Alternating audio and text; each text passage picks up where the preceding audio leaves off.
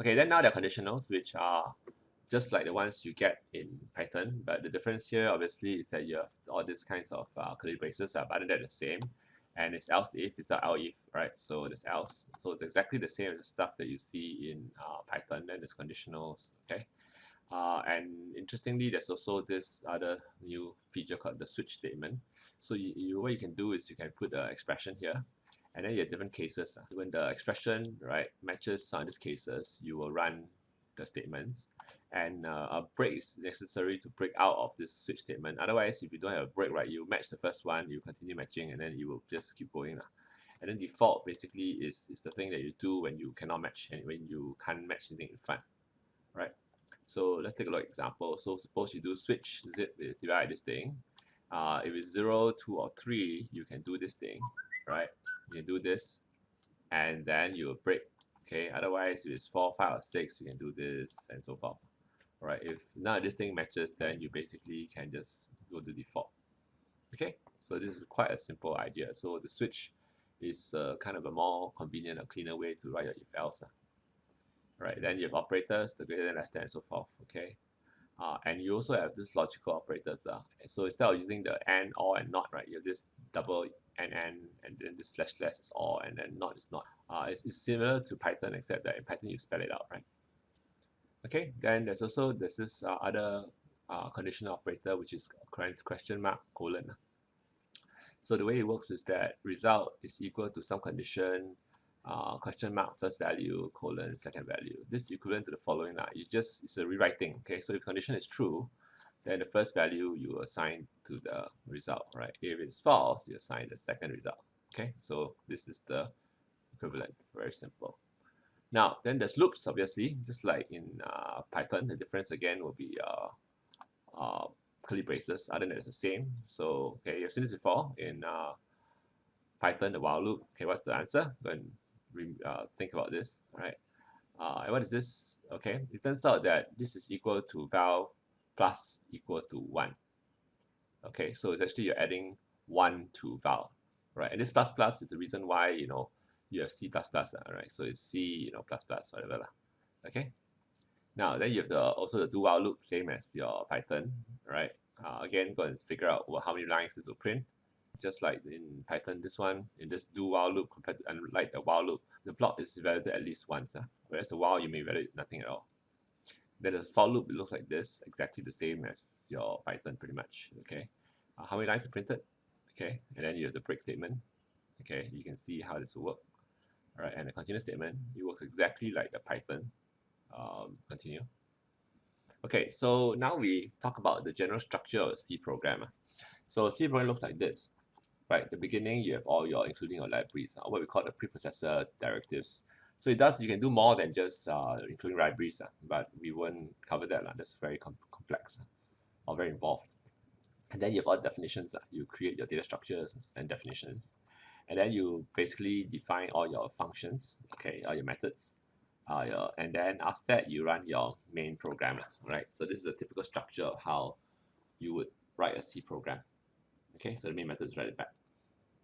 Okay, then the include statements are similar to Python's import, right? You have a few libraries, standard IO, you scanf, printf. Scanf prints things to the output console, right? Scanf will read keyboard input. We will talk about this in our probably recitation or tutorial. And then you have a standard library, okay? Ran gives you random numbers, ATOR gives you type conversion, ASCII to integer, qsort, right? Math will give you your sine, cosine, and so forth. Right, C type will give you character type functions. Okay, you can do some character types. Again, it's not for me here to teach you how these things work, because that's not what I want to do, right? Basically, when you want to write C code and you do something, go Google, figure out which library does what, and then go and read the library specs and then use the functions. That's the whole point. Right, now the main function.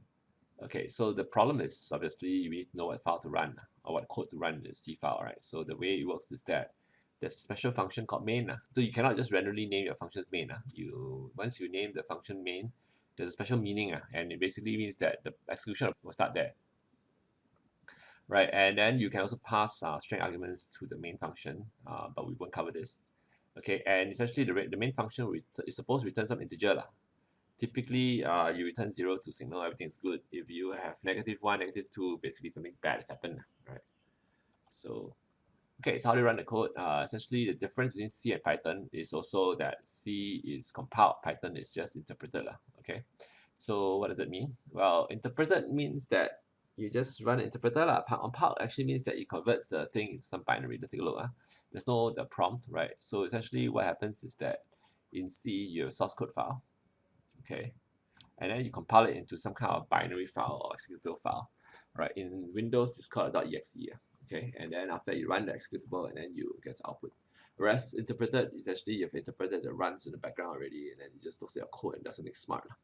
Okay, so just to understand how to do this, you can go Google online C compiler and see how they work, right? There's several available versions. There's CodePad, ID Online, and see right now I'll show you how we can do this with Compile Online, okay? And which actually allows you to work with multiple files. Now, you can try the code in this lecture, okay, and see how it works. Go to www.compileonline.com and you can go press or look for C and you can get the screen. So they give you some sample thing that you can already run, okay? So what you can do is that you can take the code that we showed you and cut out the code, right? And then you can replace it here. So this is the code that we showed you in class, right? And all you need to do is to run compile here, okay? And essentially you can see over here that it's you know, private Cyclops saying NRC whatever reporting. Okay, interestingly, you actually need to do more work in terms of compiling the source code. Typically, you need to run a command line argument like gcc something something something. But nice thing about this online compilers that they do it for you automatically. Okay, and it turns out that you can also do multiple files by clicking on this thing. You can do different files.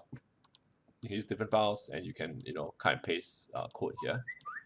And this is probably good enough for most of the things you need to see in this class. And later on, if you need to do more C, more gross C, then you basically go learn GCC and compile, and then store your own things. Okay, for CS1010FC, I guess we will stick with online compilation, okay, to keep things simple. Great. All right, and later on, what you can do is that you can download and install some CID and compiler. Okay, there's apparently Eclipse, okay, CDT. The others, but I personally don't do this compilation, so you have to go and download it yourself and try different ones. Okay, poke around and then see how to run and compile a C program, right? Right, frankly, you have actually learned all the C you need to learn for now. Okay, you have learned a new language in 1 hour, maybe. Now convince yourself that whatever you did in Python, you can do in C, and for that, you can write 2 simple programs, factorial, exponential, and then write both the recursive as well as the iterative versions. And maybe you can use the compile C online, okay, that I just showed you.